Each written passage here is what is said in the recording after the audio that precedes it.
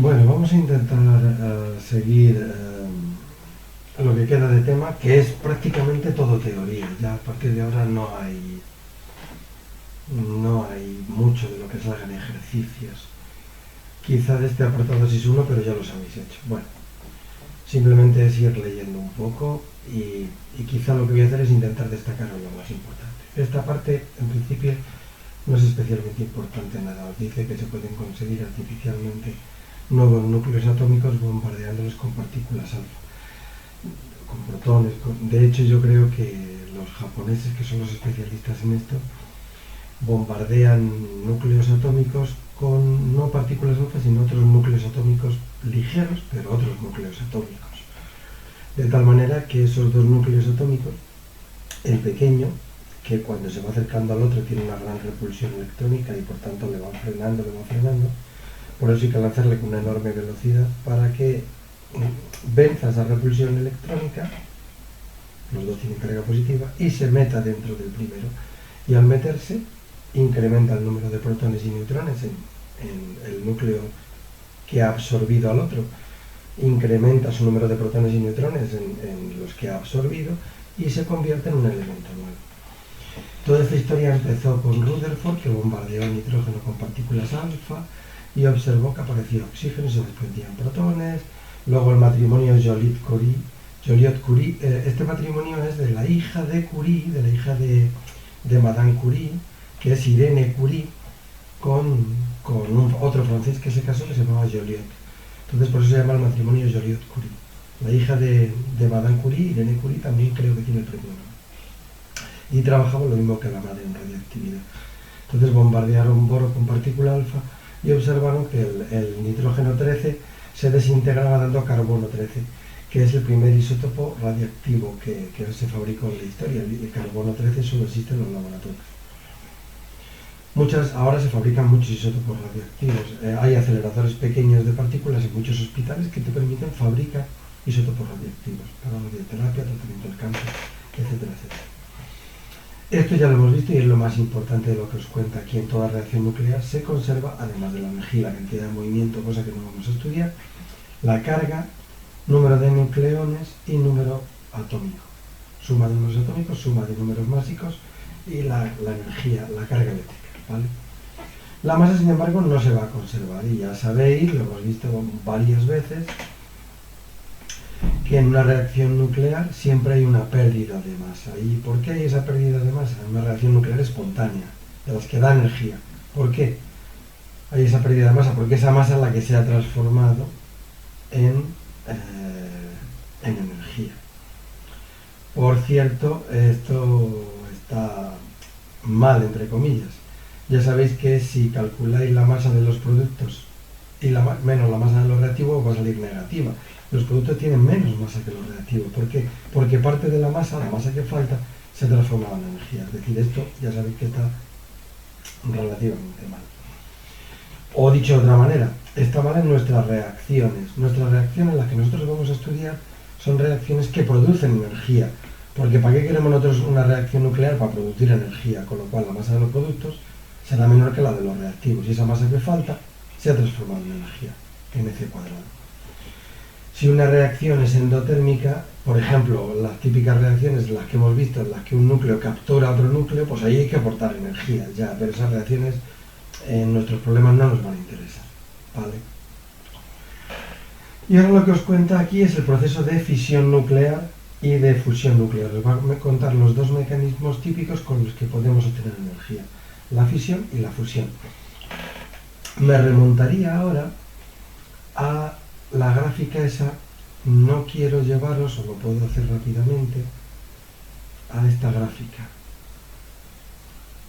en la que estuvimos viendo que estos núcleos, para estabilizarse, este es el más estable, el hierro 56, este núcleo para adquirir estabilidad, lo que tiene que hacer es fisionarse, partirse, con lo cual los núcleos pesados lo que sufren es la fisión, mientras que estos núcleos, para conseguir estabilidad, para que el producto sea más estable que el reactivo, es decir, para que la reacción dé energía, para que sea exotérmica, estos núcleos tienen que fusionarse. Como son más ligeros, van a pasar a esta zona juntándose uno con otro, haciendo fusión nuclear. ¿vale? Entonces vamos a la fisión, que es la que van a dar estos núcleos tan pesados, por ejemplo el uranio. Y lo que hace el uranio es cuando captura el neutrón, se transforma en uranio 236, veis que está excitado, pues eso es lo que significa ese signo, ha conseguido un neutrón, se convierte en uranio 236, pero ese uranio espontáneamente se parte en dos núcleos, más o menos parecidos, no del mismo tamaño, uno de tamaño 144 y otro de tamaño 89, de masa 89 y de masa 144, y libera 3 neutrones y aproximadamente 200 megaelectronvoltios. Aquí tenéis otra y hay más, chicos. O sea, esto es plantear por plantear. Alguno estará diciendo, y esto me lo tengo que aprender de memoria, ni se os ocurra. O sea, estos son dos posibles ejemplos, dos posibles maneras que tiene el uranio de romperse. Lo que sí que tenéis que tener claro es que el uranio se rompe cuando coge un neutrón, cuando le bombardea un neutrón. De hecho, uno de los que explicó esto con el modelo de la gota líquida fue Bohr, Niels Bohr, que propuso ese modelo, de que el núcleo, que es una esfera, más o menos, que él propone, el neutrón llega, le golpea, y al golpearlo, esa gota se convierte en una especie de 8, por donde le ha golpeado el neutrón, y por ahí se parte. Es como si esa esfera hiciera así, por el centro, colapsara por el centro, se rompiera y se transformara en dos núcleos. ¿Vale? Bueno. Lo que sí que es importante que entendáis, con lo que os tenéis que quedar de aquí, es con esta idea, chicos, con la idea de que necesita un neutrón para romperse y que cuando se rompe libera varios neutrones. Eso va a dar lugar a lo que se llama una reacción en cadena. Reacción en cadena. ¿Qué es una reacción en cadena? Pues cuando una de estas reacciones, chicos, ya estoy como el otro día, cuando una de estas reacciones el uranio le golpea un neutrón y se rompe, como libera neutrones, estos neutrones van a golpear a más átomos de uranio. Esos átomos de uranio se van a extinguir y van a liberar más neutrones. Eso que tenéis es una reacción en cadena. Si no la controlamos, tenemos una bomba atómica. De hecho, los primeros neutrones de la bomba atómica se producen, el uranio produce neutrones de manera natural. Se producen mediante un explosivo convencional. Lo que hacen es dos esferas de uranio que tienen que tener una masa mínima, lo que se llama una masa crítica, ahora hablaremos de ella. Mediante un explosivo convencional se las lanza una contra la otra, se las hace implosionar, una meterse dentro de la otra. Se alcanza la masa crítica y además esos neutrones empiezan a producir fisión y esa fisión se descontrola y automáticamente ocurre la reacción nuclear. ¿Vale? Bueno, ¿qué es la masa crítica? Pues la masa crítica existe un tamaño crítico y una masa crítica del combustible nuclear por debajo de la cual no puede producirse una reacción en cadena, esta reacción descontrolada en cadena. En el caso del uranio deben ser como 5 kilos y pico, el plutonio debe ser menos, y por eso se utiliza plutonio para hacerlas, porque hace falta menos masa. Bueno, a lo que vamos, a lo que nos interesa, reactores nucleares de fisión. Echarle un vistazo a esto, cómo funciona cualquier central nuclear de las que hay ahora en España, de las 6 o 7 que hay en España. Hay un reactor en el que está metido el uranio. Como ese uranio que se va fisionando produce muchos neutrones, y no queremos que los neutrones provoquen una fisión en cadena, y aquí hay muchísimo uranio, lo que se hace es meter lo que se llaman unas barras de control. Esas barras de control, que son bario, cadmio, son unos absorbentes de los neutrones. Lo que hacen es, los neutrones que va liberando el uranio a medida que se fisiona, absorbe parte, las barras de control absorben parte. Si saco las barras de control, hago que la reacción vaya más deprisa. Si meto las barras de control, hago que la reacción vaya más despacio. Este es el mecanismo que se utiliza para controlar la velocidad a la que se descompone el uranio, la cantidad de energía que se produce. También se frenan mediante lo que se denomina un moderador. El moderador, si no me equivoco, a ver si lo encuentro por aquí, el moderador que se suele emplear es el grafito. El que se solía emplear en las centrales nucleares que yo conozco es el grafito. lo que hacen es frenar los neutrones rápidos y convertirlos en lentos, capaces de provocar nuevas fisiones. ¿Vale? Os lo leéis, le echéis un vistazo. Y lo que se hace es, como aquí se produce una enorme cantidad de calor, ese calor se hace pasar agua por allí, ese agua se calienta, produce vapor, y ese vapor termina en una turbina que mueve una dinamo, un alternador concretamente, y produce corriente eléctrica. Ya está. Entre el circuito caliente, digamos, entre la parte que entra en la central y la que se intercambia el calor, no hay radiactividad. Como veis, hay una separación de circuitos, ¿vale? Para intentar evitar que si hubiera una fuga de radiactividad, esa fuga no llegara. Pero sí que es cierto que la mayoría de las centrales nucleares están situadas al lado de un lago o del mar, para terminar refrigerando ese agua caliente que produce. ¿Vale? Bueno, de hecho, esto de levantar las barras de control en un reactor mal diseñado es lo que provocó Chernobyl, si tenéis curiosidad. ¿Cuál es el gran problema de los reactores de fisión? ¿Cómo voy de tiempo? Fatal. Bueno, pues el gran problema que tienen los reactores de fisión es que nos dejan unos residuos radiactivos que permanecen activos durante años. Ya habéis visto los periodos de semidesintegración de los ejercicios de física que hemos estado haciendo. Es de locura.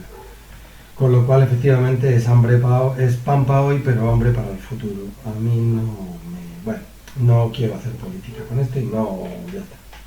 ¿Vale? Pero el día que Iberdrola quiebre, dentro de unos años, pues no sabemos quién, bueno, sí que sabemos a quién le va a tocar mantener los residuos radiactivos durante los miles de años que duran, pues al resto de la sociedad. En fin.